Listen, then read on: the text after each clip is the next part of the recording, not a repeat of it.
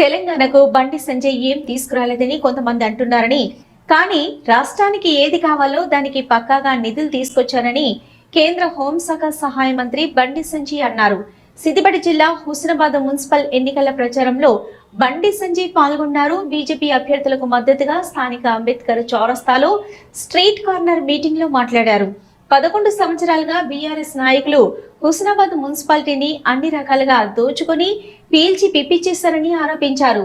Husnabad municipality అభివృద్ధిని కేంద్ర ప్రభుత్వం నిధులతో చేశారే తప్ప హుస్నాబాద్ కు బీఆర్ఎస్ తెచ్చిచ్చిందేమీ లేదన్నారు. మాజీ సీఎం కేసీఆర్ డబ్బులు ఖాళీ చేసి ఫామ్ హౌస్ లో ఉంటున్నాడని, సీఎం రేవంత్ రెడ్డి ఆయనను కోసుకొని వండుకు తిన్నా తన దగ్గర డబ్బులు లేవంటున్నాడని విమర్శించారు.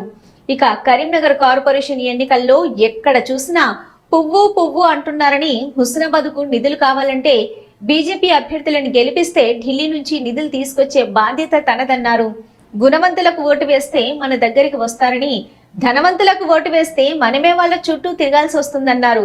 అన్ని మున్సిపాలిటీలలో ప్రజలు బీజేపీ వైపు చూస్తున్నారని, హుస్నాబాద్ మున్సిపాలిటీని బీజేపీకి అప్పగిస్తే తాను ముందుండి అభివృద్ధి చేస్తానన్నారు. దేనికి నిధులు కావాలో ప్రధాని మోదీ ఆలోచించి నిధులు ఇస్తారని, తెలంగాణలో మున్సిపాలిటీలను గెలిపిస్తే అన్ని రకాల నిధులు ఇస్తానని ప్రధాని మోదీ చెప్పారన్నారు. మున్సిపల్ ఎన్నికలకు ఓటు వేస్తే 11వ తేదీ తప్పుడు నిర్ణయం తీసుకుంటే ఈ 5 సంవత్సరాల నరకం చూస్తారన్నారు. బీజేపీ అభ్యర్థులను గెలిపించి అవకాశం ఇవ్వాలని, వారు అవినీతి కబ్జాలు పార్టీలు మారితే అసలే ఊరుకోమన్నారు.